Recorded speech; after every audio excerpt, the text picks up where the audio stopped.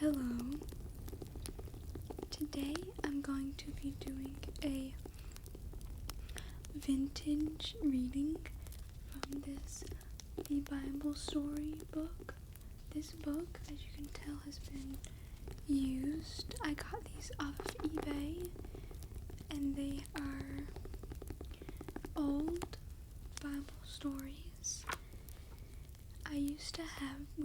My family used to have these books when I was a kid, and we misplaced our copies. It's a big set of books, but we have a habit of misplacing stuff, so we misplaced these.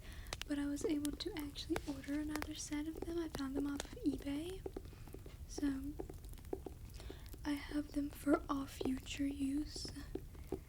But I thought it might be kind of fun to do a cozy fire sounds little reading with these. I did a different story on my channel. I did like my favorite childhood story, so if you want to check that out, that's not Bible related, it's not religious, but it's a cute little story about a squirrel, and I did that a couple days ago, but I figured that I could do another story because I love doing these readings. They're just really like chill and relaxing, I hope. It's good for background sounds and stuff. But this book was written by, or was published in, it's copyrighted in 1955.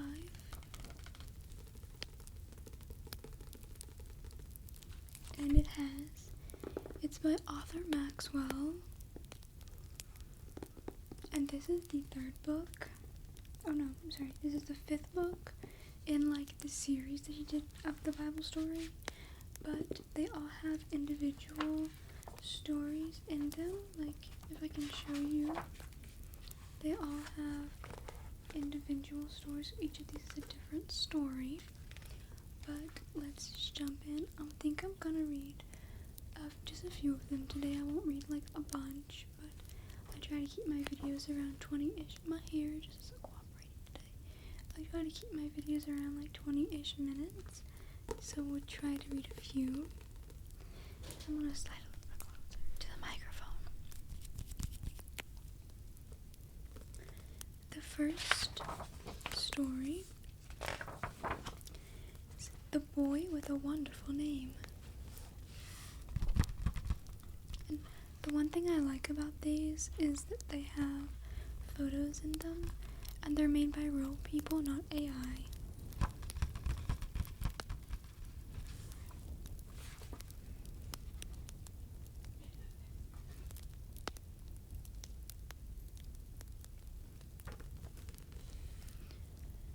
The Boy with a Wonderful Name. Not long after King Solomon died, a little boy was born in the land of Gilead, east of the river Jordan. The Bible does not tell us anything about his parents, not even their names, but they must have been very good people because they called their precious little son Elijah, which means "My God is Jehovah." What a wonderful name for a boy. No doubt his parents dedicated him to God from his birth and prayed that he would grow up to be a brave and noble champion of truth and right. From time to time, in their little home far from Jerusalem, they heard about the dreadful things going on in the holy city, how the idols that Solomon's wives had set up were now being worshipped all over the place, and they made up their minds that whatever happened, they would remain true to Jehovah, the God of Abraham, Isaac, Jacob, and David. By and by, the news reached them that Jeroboam, the new king of Israel, had even made golden calves and told the people that these were the gods that brought them out of Egypt. Thus Elijah grew up at a time when people were taking sides between the God of heaven and the gods of the heathen. As he talked with other boys, he knew some of them would say, "We worship Baal, he's the best god," and others, "We like Ashtoreth better. You should just see what goes on in front of that idol." And still others, we go to Moloch's temple. Things are much more exciting there. And then Elijah would say very bravely, "But my God is Jehovah." Nothing could move him from this stand. No matter how much the other boys and girls jeered at him, he would answer them fearlessly, "My God is Jehovah." The more he saw of the evil that was done in connection with the worship of idols, the more sure he was that he was right. How could the people be so blind, so stupid, he wondered, as to think that God was pleased with all this wickedness? How could they believe that he wanted little children burned as sacrifices, as was done in the temple of Moloch? It was all so wrong, so very wrong, that it made him resolve to give himself, his life, his all, to teaching the people about the true God. Talking with other boys and girls, mixing with the people in the village marketplaces, or alone on the mountainside, he would tell himself again and again, "My God is Jehovah, my God is Jehovah."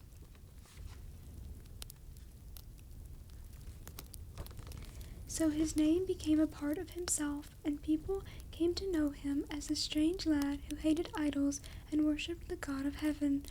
They said he was old-fashioned and out of date. They told him he wouldn't get anywhere in life if he held on to such foolish notions. But God's eye was upon him. Here was a boy he could use.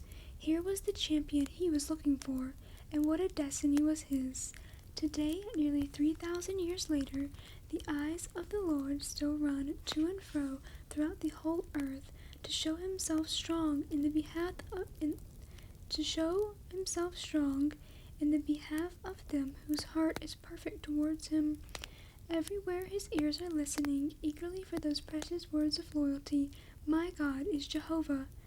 Blessed are the boys and girls who uttered them from love-filled hearts. What a destiny lies before them. How much God will do for them here and hereafter. You, too, can be a boy or girl with a wonderful name. Just make the same decision as Elijah did.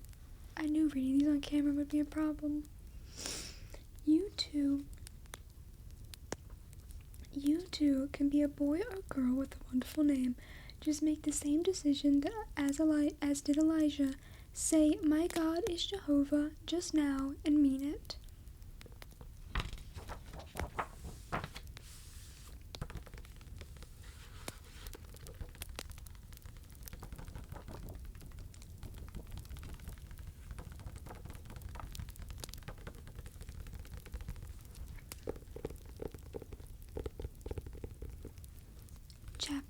Story 2. God's Messenger. Far from the cities of Judah and Israel, out in the rugged, unsettled region of Gilead, Elijah grew to manhood. Like John the Baptist, who lived in the same place years afterward, he knew nothing of life's comforts. Food was scarce, clothes were hard to get. His only luxury was talking with God. Many times he must have wondered why God did not do something about all the wickedness in the land. Many times he must have looked up into the skies and cried, "How long, O Lord, how long?" Then at last God spoke, as he always does when his time has come. He told Elijah to go to Ahab, now king of Israel, and tell him that because of his sins,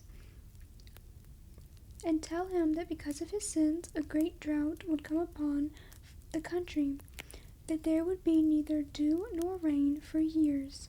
It was not a pleasant message to take to a king, but fearlessly Elijah set out to deliver it. Without a thought of danger to himself, he made his way over the mountain trails to Samaria, where Ahab had set up his new capital and built a temple to Baal. Arriving in the city, he walked up the busy main street that led to the palace on the hill. Passing the guards at the gate, he entered the hall where the king was sitting on his throne with many courtiers around him. Quickly all eyes turned to the stranger who had suddenly appeared in their midst. Who was this man dressed in a rough garment of haircloth and a girdle of leather? What was he doing in the king's court?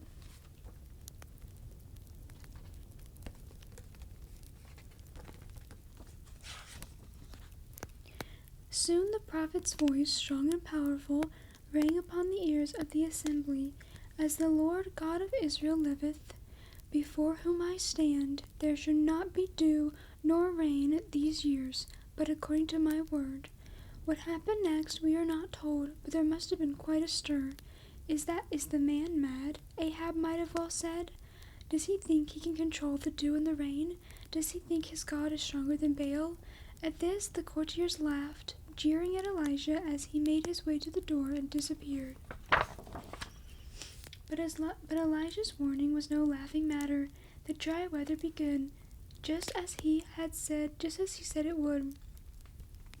Day after day the sun beat down upon the parched land out of a cloudless sky. There was no dew by night nor rain by day.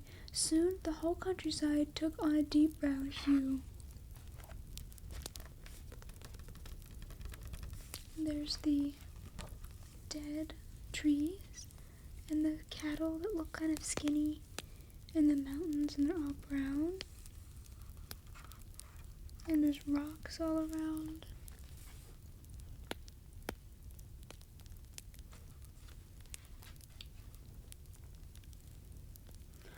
Not a green blade of grass was to be seen anywhere.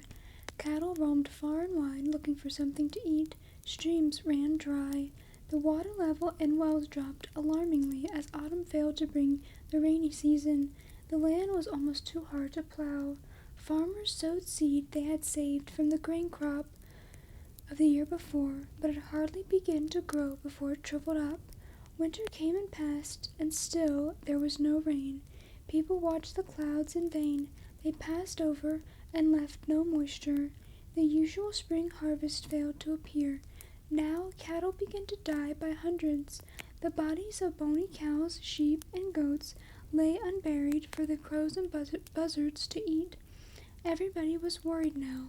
From the king in his palace to the humblest shepherd on the hill, all knew that they were facing starvation and ruin, but instead of praying to God, they turned to Baal, Ashtoreth, and Moloch. Send us rain, they cried to their idols, but no rain came. Another blazing summer passed, another scorching autumn, another winter of rainless clouds passed overhead. Would there ever be an end to this dreadful drought? People wondered, must Palestine turn into a desert?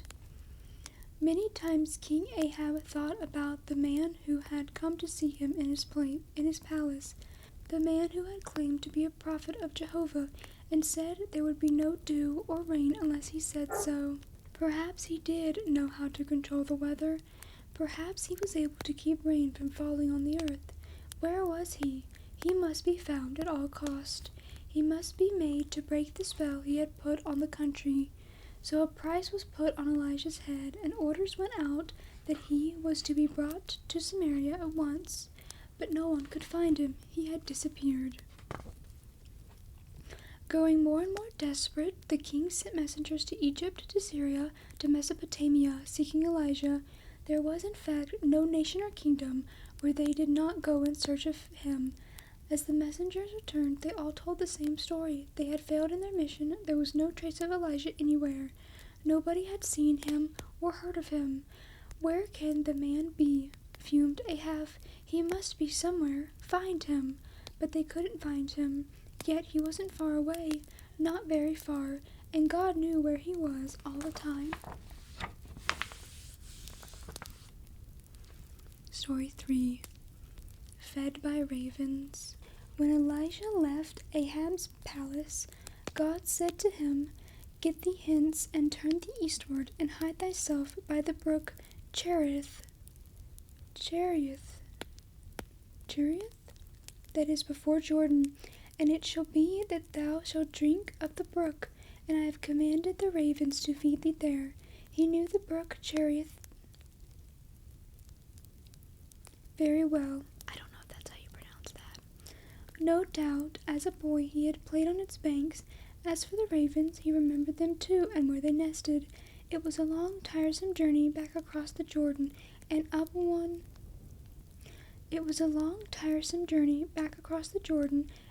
one of the wild canyons over the mountains beyond, at the bottom of which ran the tiny stream. Coming at last to a cave or an overhanging rock, he stopped to rest, certain that Ahab could never find him here. It was a lonesome, desolate spot. Not a sound broke the silence, save the distant cawing of the ravens and the tinkling of the stream as it cascaded over the rocks and pebbles towards the Jordan. There was no trace of man or woman, boy or girl. He was alone, utterly alone with God. Growing hungry, he wondered where he could find food, but there was no food anywhere, and he dared not betray his hiding place by going in search of some. The hours slipped by, evening came. Then just when it seemed as though he must go to sleep without a bite to eat, a raven flew overhead and dropped something. Elijah picked it up. It was food. How thankful he was. Strange that a raven should act like this. Perhaps it was just an accident, but no, it could not be, for here came another.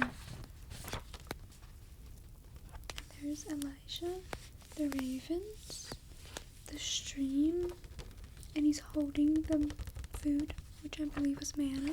Let's see.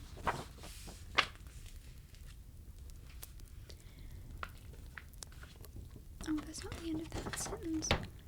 But no, it could not be, for here came another and another, each dropping some choice morsel that normally it would itself have eaten. As Elijah looked up and saw the food falling as it were from heaven, he remembered God's promise to command the ravens to feed him. His heart overflowed with thankfulness. My God is Jehovah, he may well have said. Wonderful, wonderful God. In the morning the same thing happened. As the sun rose above the canyon walls, the ravens came flying in low again, dropping their little offerings of food to this man who was a friend of God. And the ravens brought him bread and flesh in the morning, and bread and flesh in the evening, and he drank of the brook. Day after day this wonderful thing happened, and Elijah marveled more and more at the goodness of God in looking after him so faithfully.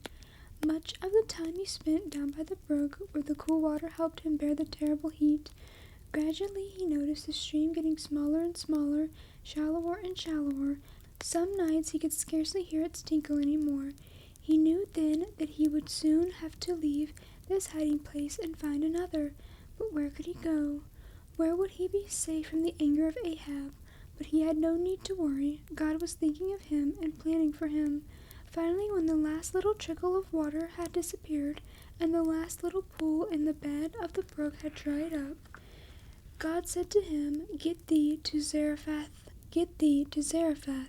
which belongeth to Zidon, and dwell there. Behold, I have commanded a widow woman there to sustain thee. Elijah understood at once. God was sending him far north of Samaria to a little city near the coast. Bidding his friends the ravens farewell, and gathering up their last little gifts of love, for he knew he would find no food on his journey, he set out for Zarephath.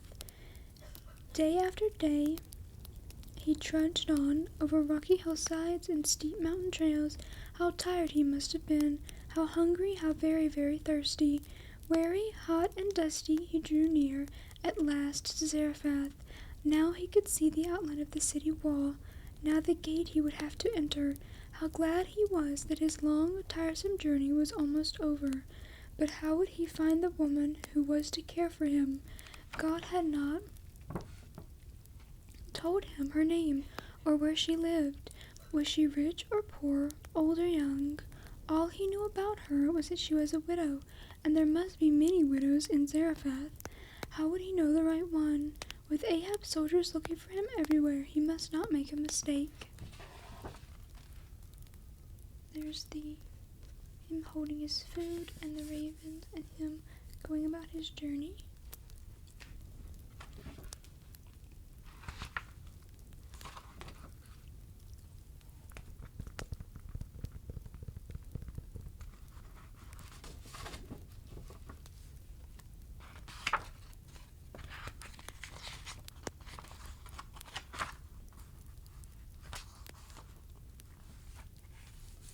I'm going to end the video there because I'm going to do another one next Friday.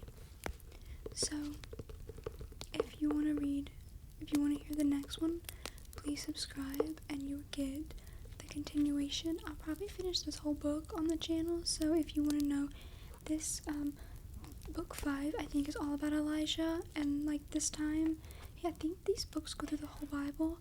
So if you want to hear the rest of this one, just subscribe and I will continue reading them in the future. Yeah, I will see you guys.